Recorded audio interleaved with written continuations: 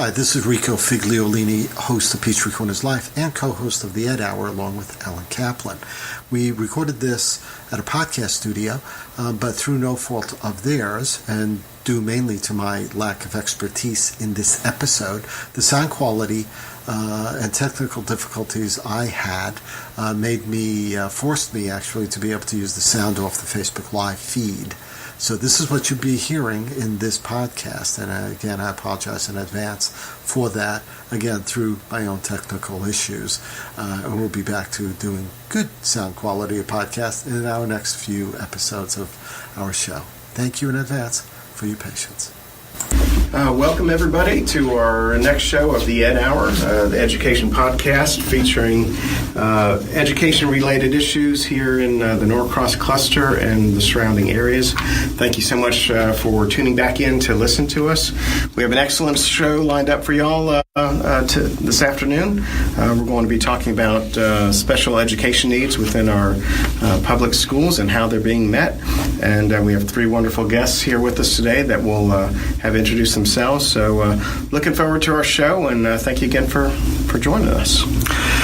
Hey guys, thank you, Alan. Appreciate that. Before we get right into that show, I just want to be able to tell you where we're at, because one of our main sponsors is Prototype Prime. They're an incubator here in the city of Peachtree Corners. They have this great podcast studio that they lend us every so often to do some shows, and we get an opportunity to speak to some really interesting people and talk about interesting subjects like this Ed Hour.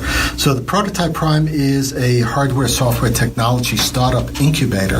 So the companies that really need the seed of knowledge, if you will, working in an open environment to be able to use 3D printers to create their products, or to be able to just meet other people within the same realm to be able to help jumpstart their company. This is where it's at. There's 14 companies that have been here. One just moved upstairs to take up almost the whole floor, I think, or half the floor.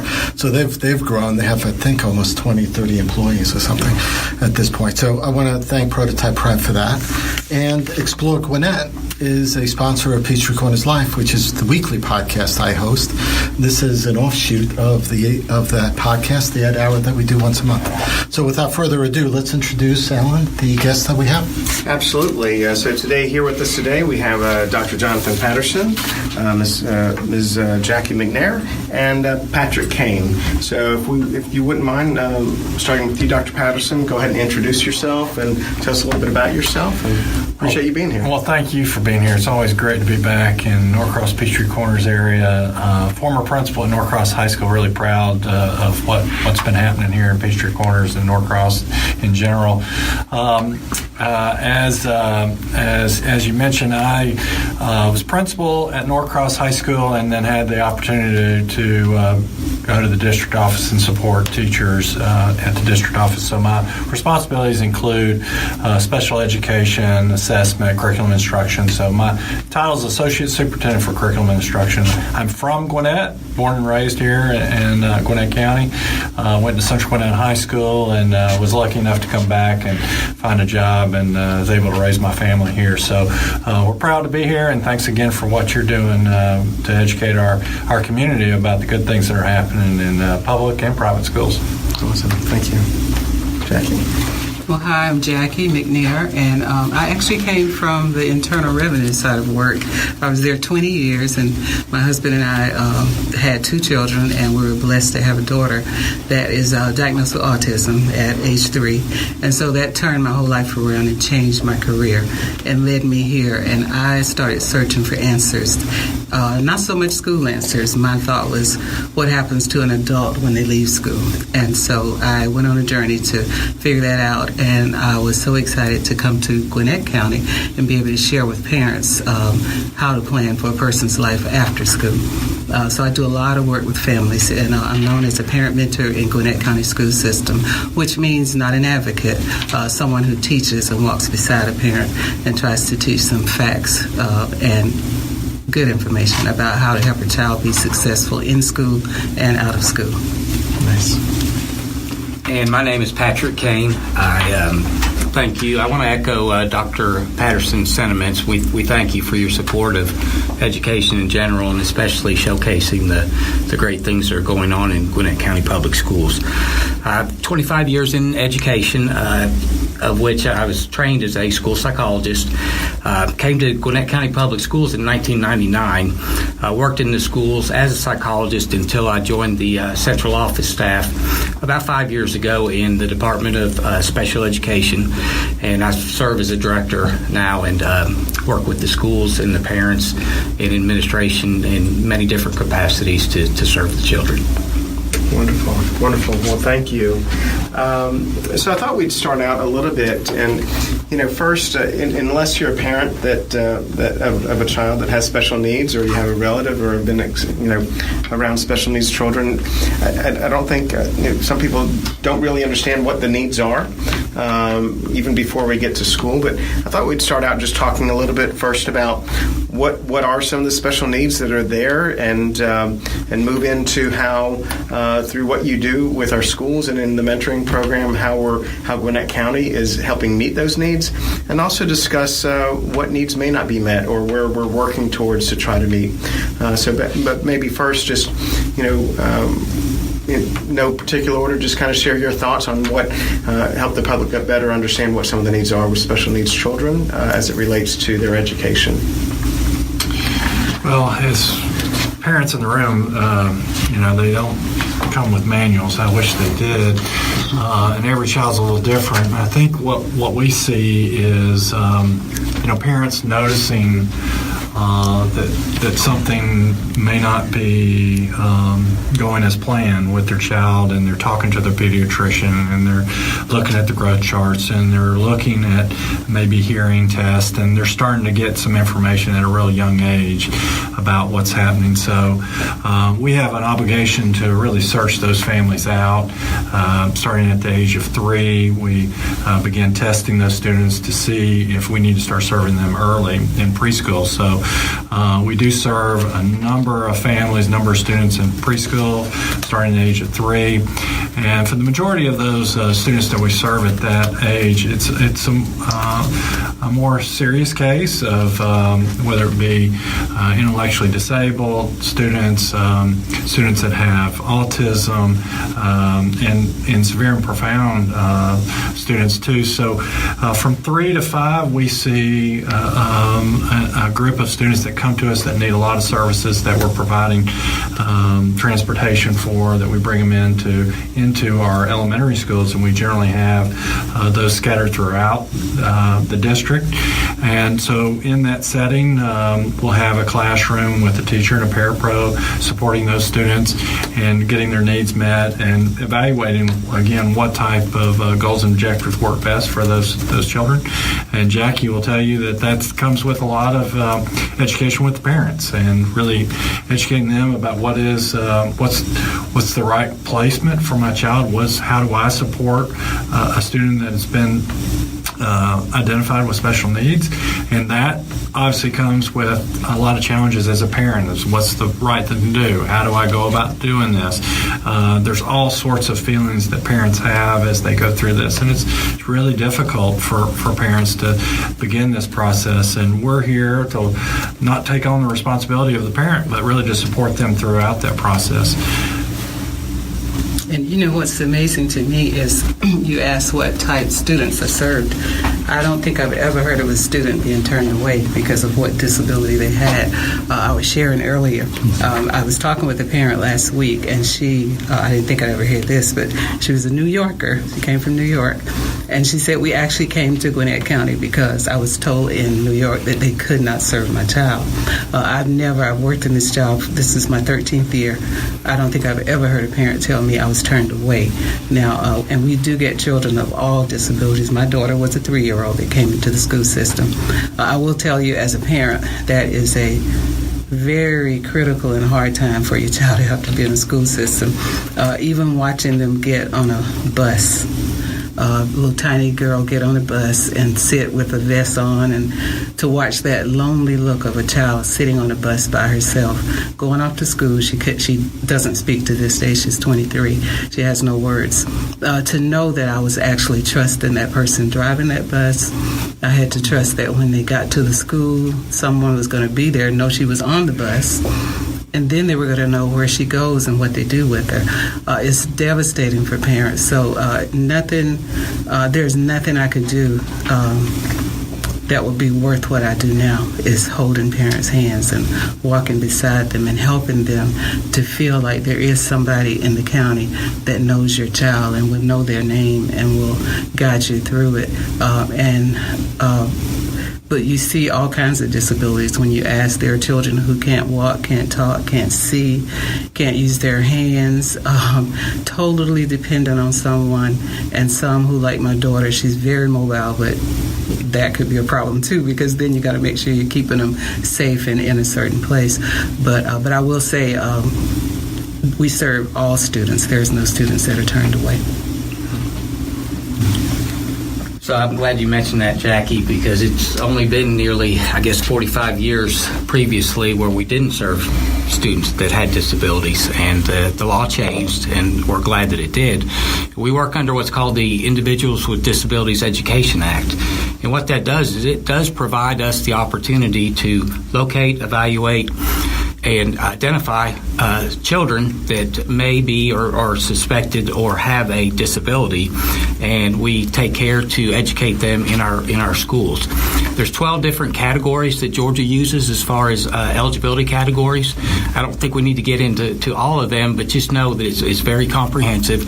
Everything from autism through deaf blindness, visually impaired, that's kind of A to B, not Z.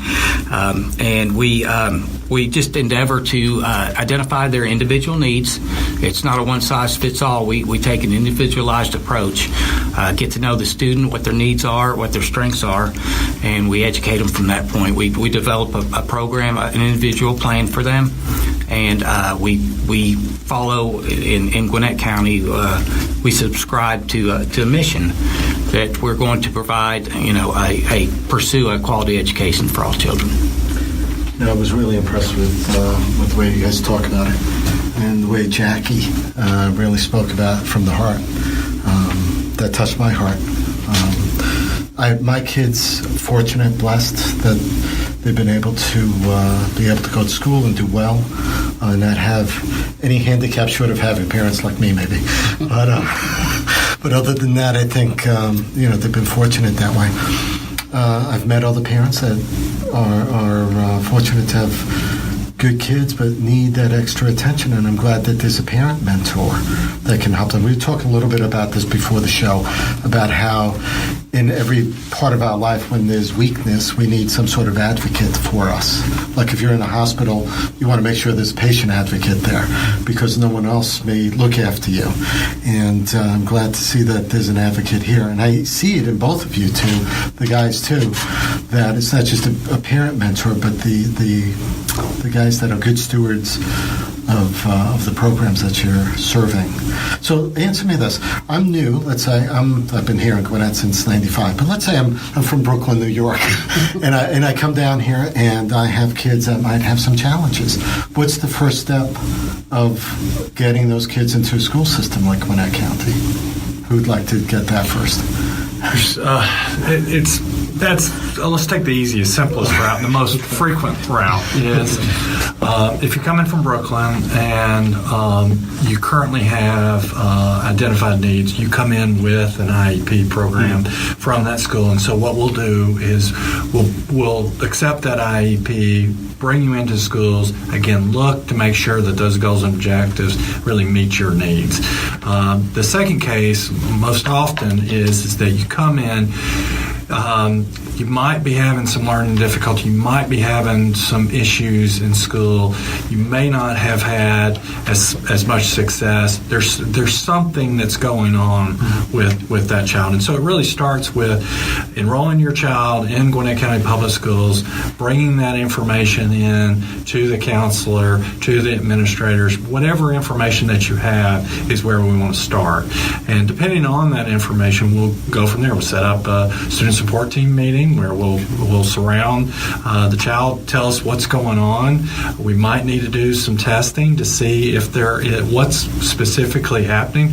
Our tests are pretty precise, and so we can try to get to what is the issue going on, whether or not it's a learning disability, whether or not it's something with vision or speech. A lot of students come to us early in speech and then get out of speech, by middle of elementary school. So it just depends, but typically we'll start with that SST meeting, then we'll call for some more testing, get the permission from the parents to do the testing, and then we go forward from there. So that's typically how it works. If you're coming in and you know something's going on at age 3, the earlier the better, as they say. It's the earlier that we can come in and walk alongside the parent and the child to educate them, to try to reduce the amount of gaps that grow. And that's really critical to get them accelerated, because the goal is having them be with like age peers and traditional classes. It's every time we want to modify the curriculum, that comes at a risk of saying what are they going to miss. So we want to make sure that we do what's right on behalf of the kid and what's right for the kid's future too. So really being very careful not to jump to conclusions too quick and put them in a restrictive setting where they may not be getting grade level content. But we want to make sure that we accelerate their gaps, and not accelerate the gaps, but accelerate their learning so we can reduce those gaps. But in terms of a psychological examination, which is where it really starts, a really scientific approach to it. Patrick, I know that you've been in that business for a long time. Sure. So I guess let me maybe back up for just a second, because when students come in with an IEP, we do provide comparable services until we get to know the student and make sure that we are providing what the student needs. I just wanted to say for your audience, Mr. Kaplan, is that for the parents out there, it's not a one-time event for a child find. As I mentioned earlier, we do have what's called a child find event every year. We invite the public in and we talk about these kind of issues. Do you have somebody in your family? Do you know of somebody that has a child that may be a child with a disability? And we give them the information that Dr. Patterson was talking about. Send them to the local school, set up a student support team meeting, and we begin to address their issues there. So otherwise, we want to make sure, too, that the community knows that special education is provided in the public sector, but it's not exclusive to, if you're not enrolled in, what I'm trying to say is if you're not enrolled in public school, that doesn't mean you don't get a chance to receive services. The whole point is to identify children, whether they're in a homeschool, a private school setting, or, importantly, if they're in our school now. We might not see a disability early on, but it's there, it's just in the making. So we are constantly going through the child find process and making sure we correctly identify these students so they are correctly served. So even if they're in a private school setting or homeschooling, Gwinnett County Public Schools will help with special ed kids? Well, they will. We will certainly meet with the parents and we'll talk them through the process of identification. Okay. So if they are found to be eligible under the federal and state guidelines, we would make an offer to serve them, and it would be up to the parents to either enroll their students, to participate in the individualized program that's developed, or not. Okay, I didn't know that. And IEP, I'm sure that could be out of state, but it could also be from a different county, I imagine. Oh, yes, sir. Right, Forsyth, Fulton, if someone comes in. So, and if they don't have an IEP and kids are coming straight in without that, maybe from homeschooling, maybe from daycare, there's a different It does happen, and it's a result of different circumstances. But yes, we'll bring them in. There's obviously something going on. We do some emergency placements when we need to, but we don't want to rush the process either. Is that we want to take each child and really look at what's going on with that child. What's the best, least restrictive way to serve the child? So, depending on the disability, we might be able to serve the student in a regular ed setting all day long and just do monitoring of the student. And then you have a situation where you're more of a self-contained setting in a small classroom with, say, 5 other students, 1 teacher, or even another parapro, where it's a very small setting where, it's much more one-on-one almost with those kids. But that would be our most severe students that we serve, the students who have probably the most challenging disabilities.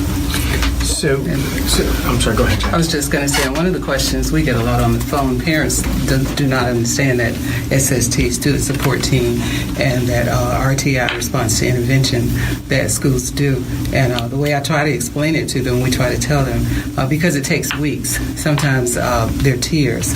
So if a parent comes and says, I think my child has a disability or they have a learning disability, a school won't just automatically say, yes, let's put them here. To keep from over-identifying students as special ed, especially if you're a student of color, which tends to be the one that is over-identified quite a bit.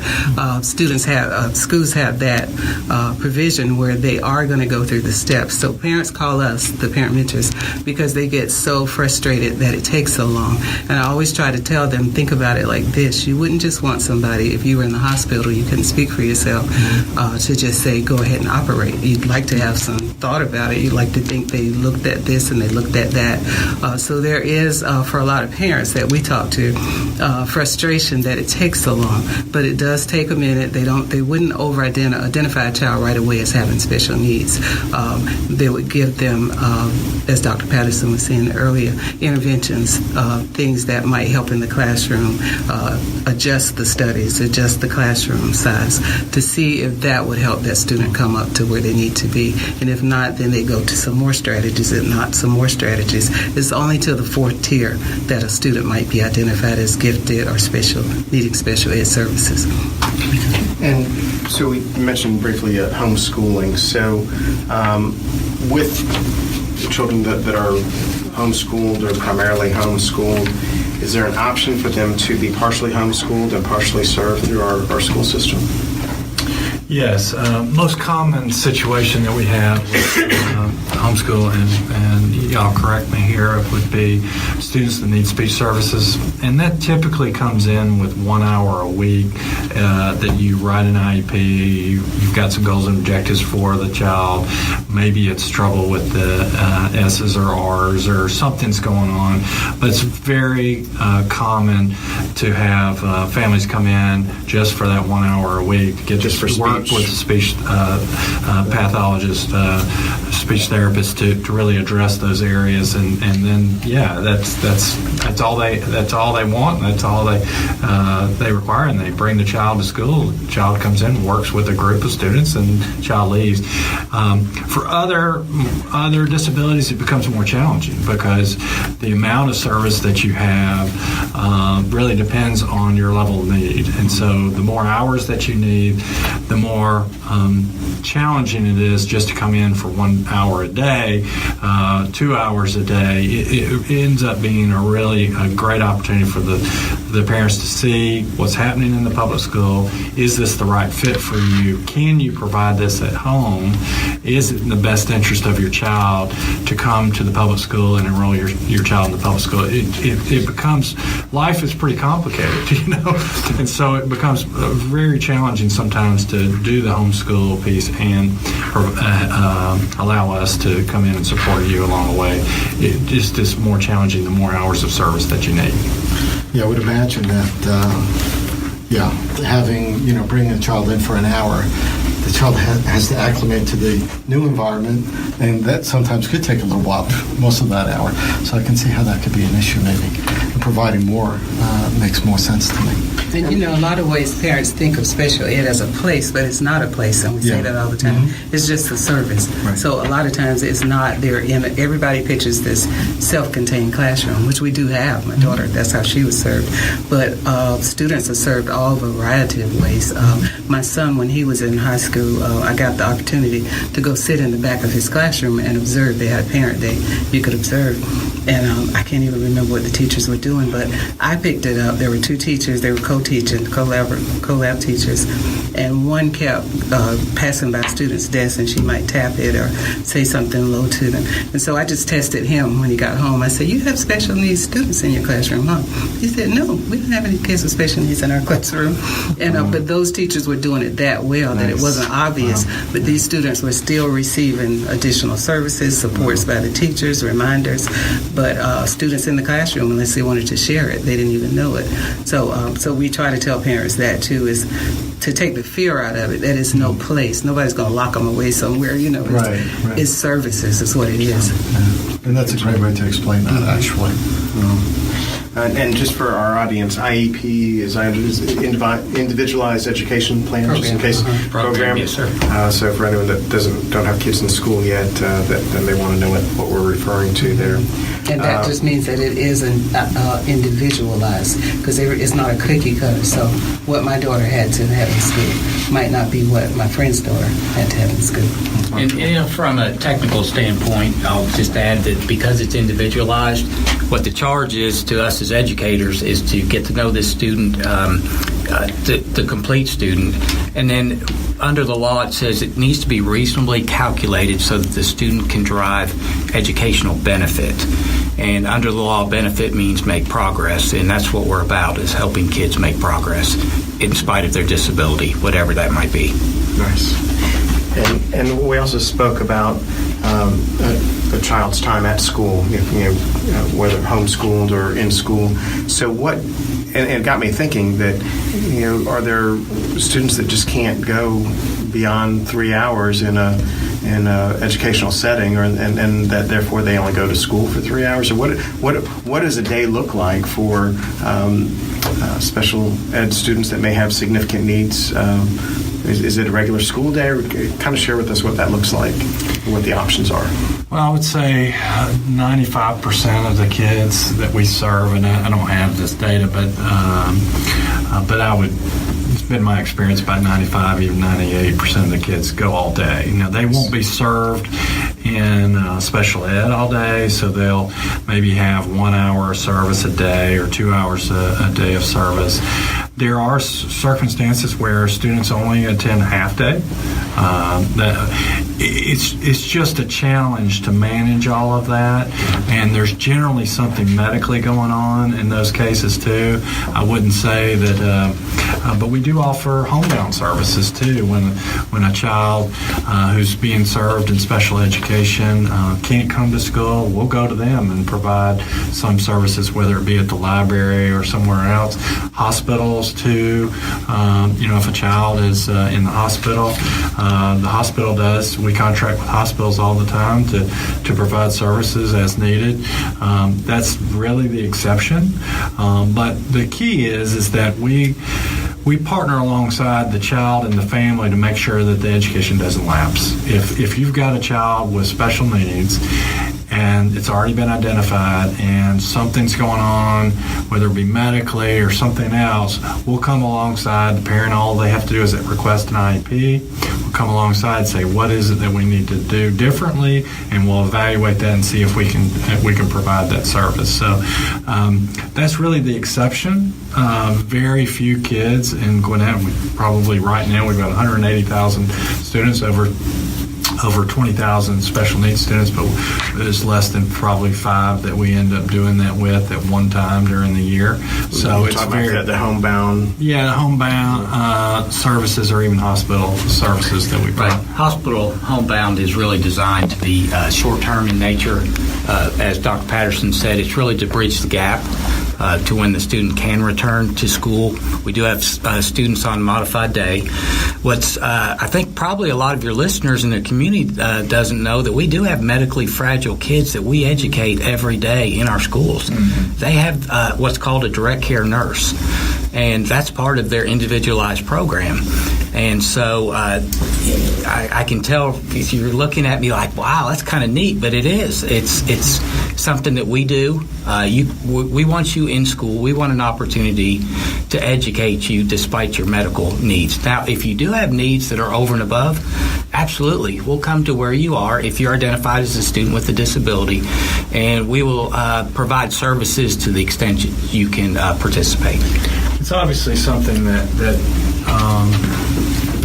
we want to do and be physically responsible in doing it too. So that's always a challenge, to be able to meet the needs of our kids and do it in a way that we can sustain.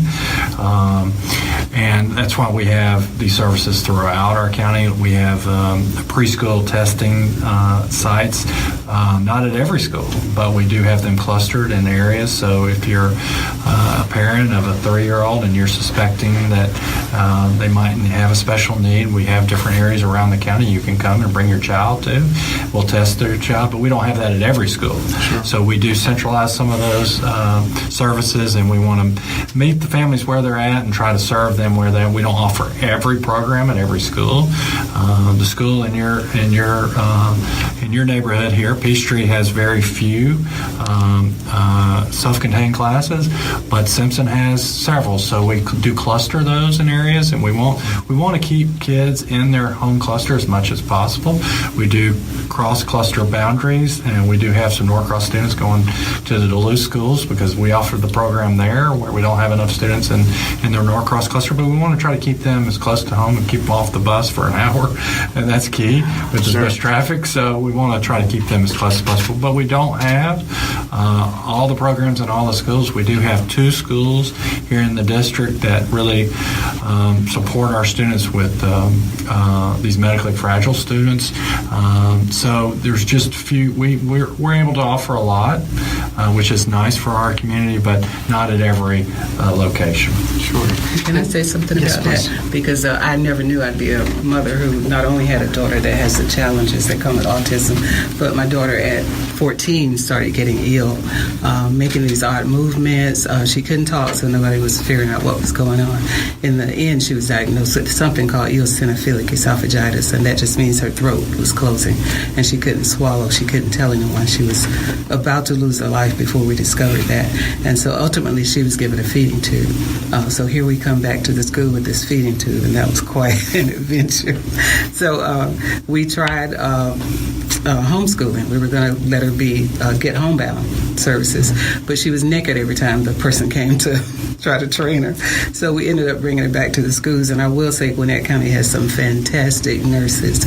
The nurses came to the school. They taught not only her teacher, but even the assistant principal how to take care of that feeding tube if something were to happen to it, because she was constantly pulling it apart, spilling formula on the floor. She wasn't used to it either, so it was quite traumatic for her. And I felt so bad some days leaving her with them. And I can remember her teacher saying, "Go to work, Jackie, do what you do, we do this." And she got through it. She was taken care of. She still has the feeding tube, but she's also a tough one. She's learned to manage it on her own. She doesn't even use it right now. She's eating by mouth again.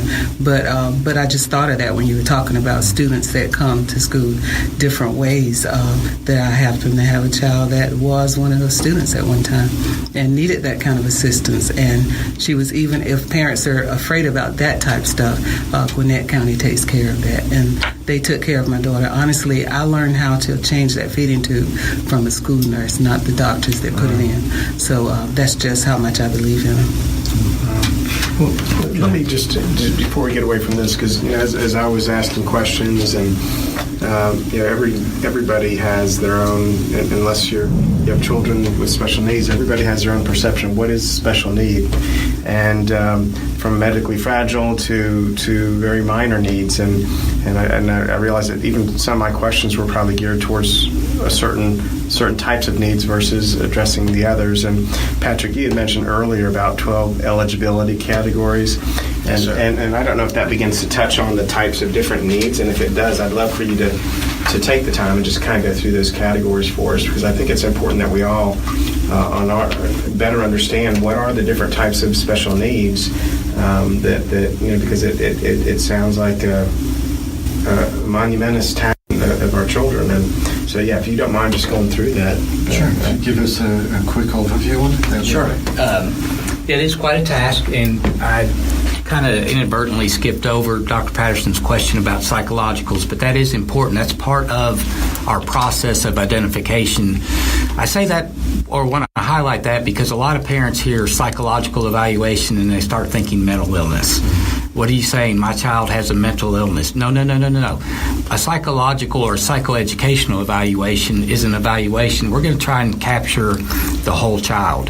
And the everything from the cognitive processing, their achievement, their adaptive skills, how they can take care of their own needs, how they can function independently in the community, all the way through any kind of physical ailments that they might have that would interfere with their education. That's the key. You might have a private diagnosis, but that might not equate to a public eligibility. It's based on how much the interference is in your ability to learn. So, to get through the categories, I'll tell you that we start off, and I'll try and do them in alphabetical order. I was kind of writing them down as we were talking. We have autism. We have deaf-blind as a category. We have deaf, hard of hearing, so there is a separation there. To be deaf-blind, you have to have both components, and that's just one eligibility category. We have students that we identify as having an emotional behavioral disorder. We have students that have intellectual disabilities. Now, some of those, it's broken down into mild disabilities, moderate disabilities, and severe and profound disabilities, and it's all based on how far from neurotypical you are. We have students that have orthopedic impairments. We have students that have other health impairments. So that could just be a medical condition that adversely affects your ability to make progress academically.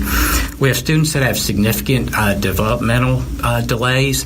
And those are students that Dr. Patterson talked about. We're looking at them from age 3 on through age 9 or the 3rd grade. And they're those kids that are not developing in one of 5 areas: cognitive, communication, motor, their self-help, or personal social skills.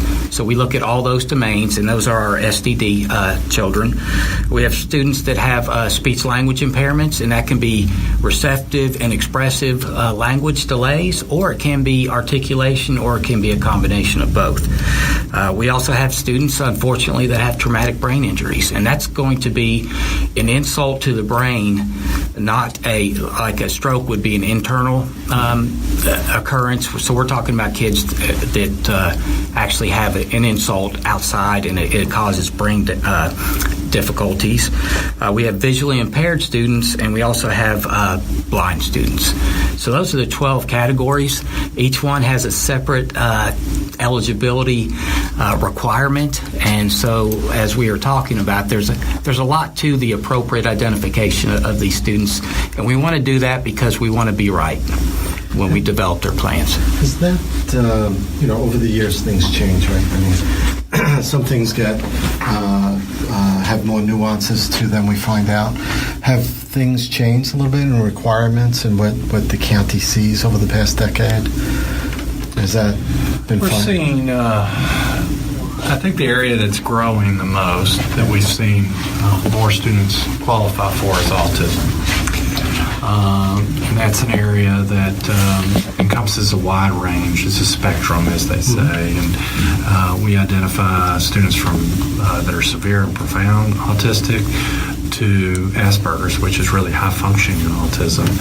So we've seen that probably the largest percent of growth in our school system as well as school systems across the country. I don't know why. I think there's lots of better experts you could have here to tell you why. Yeah. But we are seeing that in the school system, and the best way to serve those students. And again, we've had autistic students forever. It's just we're seeing a larger percent of the population come to us with that need. So as you see that, for example, and I thought you were going to be going there because you hear about this all the time. And of course, everyone has different theories about where autism may come from and stuff, but that's neither here nor there. as a national industry, if you will, do you find, I'm sure you go out to different conferences maybe or such, do you find different ways to address these issues that you've brought back to the county, let's say? No, absolutely. We are very invested in professional development because as we make scientifically based decisions. We're data based. We don't. Forgive me for saying, we don't wing it, right? There's going to be a sound research in the approach that we take from reading through emotional or affective development. So, yes, things have changed over the years. Maybe we fine-tuned some of our methodologies, and we've also moved away from some because they weren't effective. So, yeah, we're so big.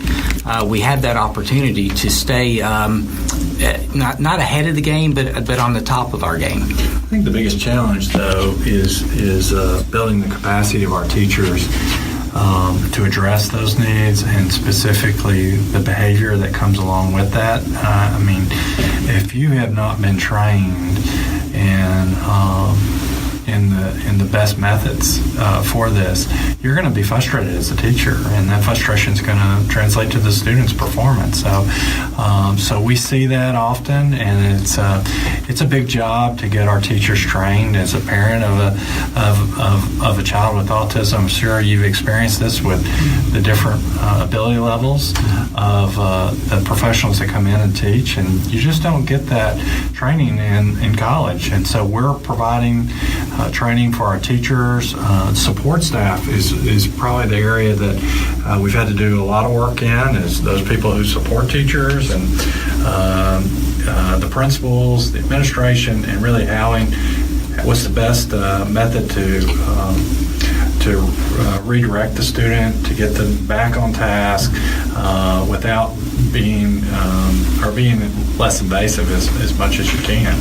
I was in a classroom yesterday, in an autism class yesterday, and we had one child that they were having a difficult time, and we were having to redirect, and those things weren't working. And so what do you do? What are the steps that you go through? And it is scientific. It's a scientific approach that we go through. It doesn't mean it always works, and it is frustrating at home. It's frustrating for the parents, and oftentimes we're coming in and providing training for parents, and then during the summer, what happens? So we do have extended school year for some students that we really need to extend that, because you'll have something happen over the summer and you really regress.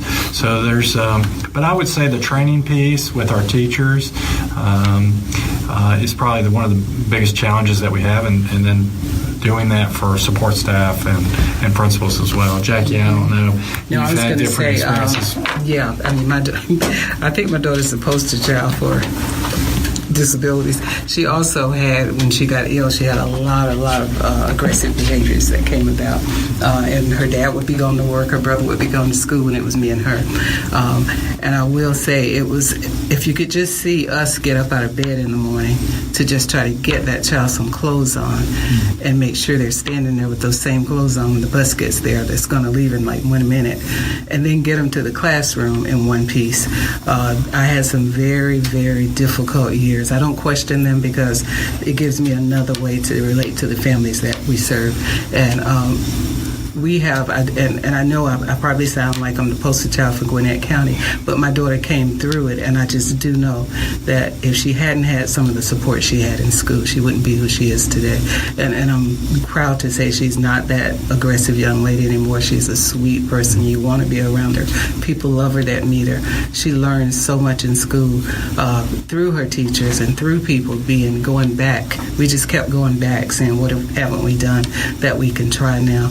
And we do have some great behavior specialists in our county, and actually one of them, he comes out every year, Chris Kane. Since I've been working there, I've been able to lean on him to come and do a class for our parents, and we talk about he just shows them some of the methods that we do use in school to try to get a child to comply and to not beat you down, and ways to block. And I actually had to go on the outside because my daughter got so aggressive at one point to try to get a additional care. And I found out they were doing the exact same things I was being taught in the school. The difference is we parents don't have that experience. You love the child, you never would think that a cute teenage daughter would beat up her mama, but just because of how she thinks and what her needs were, and she was very ill, that was happening. So I had to learn strategies to help her control that. And because she had no words, what we had to learn to do is learn how to give her choices too, and let her know that you're in this. We're not telling you to do all this. We're giving you choices, and also to reward when she had good behavior, to ignore some of the bad behavior. But I mean, it worked through all the years of the support she received.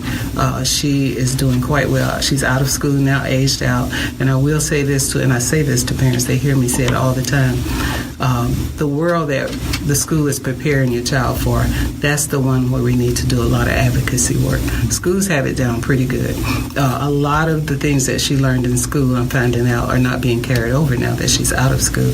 And so I want her to keep a lot of things up so she don't lose those skills. But there's a lot of hope. If I can tell parents anything, I don't care what disability your child has, there is a lot of hope about where they can get to. You have a legend here in the Norcross community with David Seville as being really what are the possibilities, and so the Sevilles worked hard, learned everything they could, really were limitless in the opportunities that they gave David, and he's the testimony of what can be. And just because you have a child that has a disability, whether it be severe or not, these kids really surprise us every day in what they can do, what they can accomplish, how they can be extreme contributors to. We all have something going on with us. Not everybody in this room has something going on with us, and it's a matter of those people and that come alongside us to help us through those times, to give us those experiences that we need to, and our parents. That's the area that I think I would probably stress the most is if you're a parent and you don't know what's going on, you've got to talk to people. You've got to go talk to someone in your church, come to the public school, talk to a counselor, talk to someone that you know that's been through it. We were one of the first that I know of in the state to have the parent mentors, and now the state, we're the model for the state, because we just felt very strongly that these folks needed parents to come talk to them. It's traumatic, to know that you're not able to meet the needs of your child and whatever you envision for your child to be able to do, or some of that is changed, and so being able to work with parents and educate them, and then one of the things that we're finding the most challenge is how do we support the parents as they go home, because we only have them for 6.5 hours. How do we support them as they go home, and families are struggling to make ends meet, and they're working, and they've got a lot of different challenges, and so how do we again support those families to go in, and how do you do those wraparound services as a community? Peachtree Corners is a great community. There's a lot here, a lot that people can help with, but not every community is like that. So how do we go in and support families in their needs from all different types of ages, even adulthood? And there's very few places that children can go after age 22 to get served that are more severe in nature. So those High Hope areas, Annandale Village, those are really important places in our community. I'm really proud that Gwinnett has those, but not every community does. But we could even use more of those. So they age out at 22 out of our system. Is that what the day after you turn 22? Yes. And so as I'm listening to these wonderful programs that we have,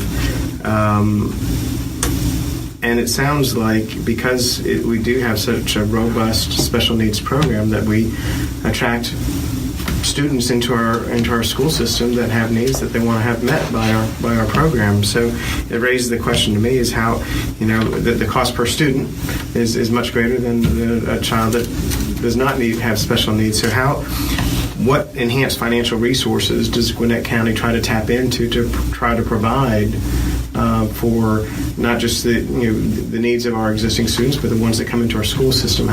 What financial resources above and beyond the typical revenue streams are available to fund that? Well, in those categories that Mr. Kane mentioned earlier, each one of those is funded differently through the state FTE formula. So we do receive different amounts of funding per student that's identified in that area. So that covers a lot of the cost for educating our students with special needs is the state funding formula. It's been fully funded this year with Governor Dale, and we hope again that the legislature continues to fund that, because that really does help provide free and appropriate public education for all of our students. But our county tax base does take care of some of that as well. Transportation is a big cost, so just providing the transportation needs for our students and special needs is expensive. But we take that on seriously, and we want to do a good job with it. We also have, a challenge of serving every child, the gifted child, the honors child, the college preps child, the student who's, and that's where our size and our history of having really good teachers and really good principals in schools and having really good community schools has made a huge difference.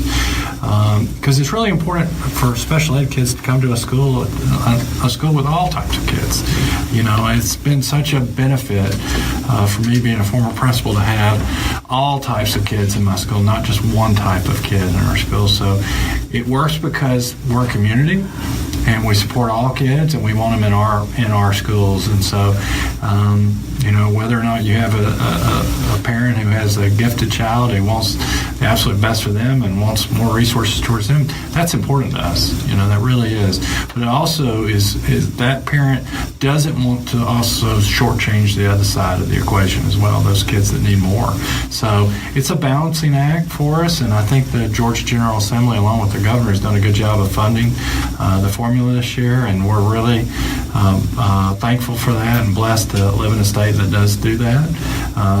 We're not funded at the top end. Public education in Georgia we're by far not in the top 10, but we've improved over the last say 5 years. We've really improved with the economy getting better. We've done a much better job as a state in this area. See, that's interesting because you bring that up, but I find that the experience and the level here, even without the money, is just stellar. It's unbelievable the amount of talented people in this area. And even like you said before, you're hiring teachers that you have to train, because in the real world life, right? Because there's lots of subjects that kids go through, young adults go through, they get out in the real world and they're like, whoops, it's not quite what I thought, it's not what they taught me. The real world actually handles it differently. So do you find that you have to have a formal structure to be able to do that with these teachers that come in, or is this absolutely? We people come in, it's a profession of passionate people, and people come in with all sorts of talents, but passion is typically common, passion for the kids and passion for the subject matter. But, you come in blind about the realities of the needs of your students, and, we ask folks to differentiate their instruction to meet the different learning modes in the classroom, and that's really easy to say, but it's so hard to do. And so how do you do that? And you need people like that are in this to my left to be able to come in and support teachers to do that, because it's a tough job, and just the behavior of trying to manage the behavior and not getting frustrated, overwhelmed, wanting to quit. Those are realities of a teacher. I mean, it's now we're going to coming close to October, and the honeymoon of the first beginning of school is over. So these are real things that people are dealing with. But once you learn the science of teaching and the art of teaching, it becomes so much more rewarding, because you're able to address those issues without the a frustration building as a teacher. So we're in the capacity building mode every day. We're training. We're doing mass training on behavior. The science of behavior is really interesting stuff that's come out in the last 20 years, and trying to deploy that to all of our teachers, because we have autistic students in every classroom, every types of classroom. We have students that need this, and we all benefited from some behavior training, whether it came from parents or at the school. Well, so sometimes on these shows we'll have some questions in advance of things we want to have covered, and I had a blank piece of paper in front of me before we started today in terms of questions. And since we've been talking, I'm typing away, and all these questions come to mind. I almost feel like we could have a 2-hour show here, because I've learned so much, but I still have some questions, and we're running short on time. But I do, before we get too far to the end, Jackie, I really want you to dig in a little bit and explain to us the mentor program, because to me, what I was hearing and what briefly you shared with us, it is such an incredible, needed resource for parents that it just... It is, and parents come here and they say, I've never seen anything like this. And when I came into it, it was 2005. I actually worked as a school administrator in another school as an administrative assistant, not the administrator. I acted like the administrator. But and someone knew me. They knew the things that I was passionate about, and what I was doing in the community, and what I was trying to learn.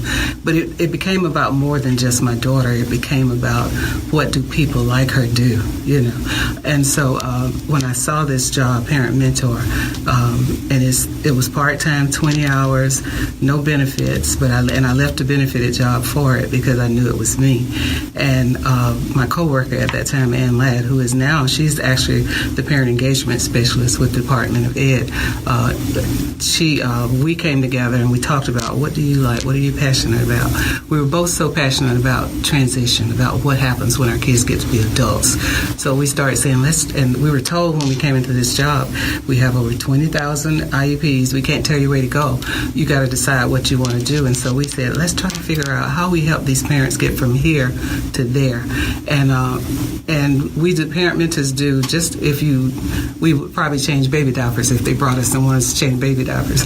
But I just tried to be the parent that I wish I had when I was afraid. And when I was in school with the 3-year-old, that I had a parent to walk beside me and say, this is what you do, Jackie. This is what you should do over here. And I do want to stress, we're not advocates. Some people call us advocates. We don't teach parents to fight. We're teaching them to build that relationship, because that's been my saving grace, that I had teachers that could be me when my daughter was at school and not with me. So we teach parents a lot about how to build those relationships, how to build them in the community, about what's out there in the community. We take them on tours of places. We let them see, because if you're going by yourself and a teacher says, if you have a child like mine that has to have a day service program, have you gone and looked at some? I probably would have never looked by myself, but we go as groups to do that. We do a class that I'm so excited about. It's called Transition Learning Group. We do it every year. And it's for those families who you might not have a child that's going to go straight to college or go into a job, can't go in a building and apply for a job, but they can have a life. So that's what we talk about. All we talk about is possibilities. And Gwinnett County has a huge transition fair at the end of the year where we have all these vendors and all these people that come and talk about topics that are important to us as parents with children with special needs. But if parents don't know anything else about the Parent Mentor Program, it's parents like you, parents who walk the walk, but we also try to teach you to take responsibility. There's a parent role, there's a student role, there's a school role, and we try to teach parents what those roles are, what they should look like. And Patrick said it earlier, or somebody said it, there are some things you're never going to get from the school system, and they weren't even built to do it. So we try to get parents to know what that role is. There are students who, like Dr. Patterson say, they may have autism, but they can get through school without any supports because they don't need it there. But they may need something once they leave school. And so a lot of parents sometimes think they don't need anything because they have a smart kid. But those kids, too, need to learn the supports of social, what they need to do that's socially appropriate.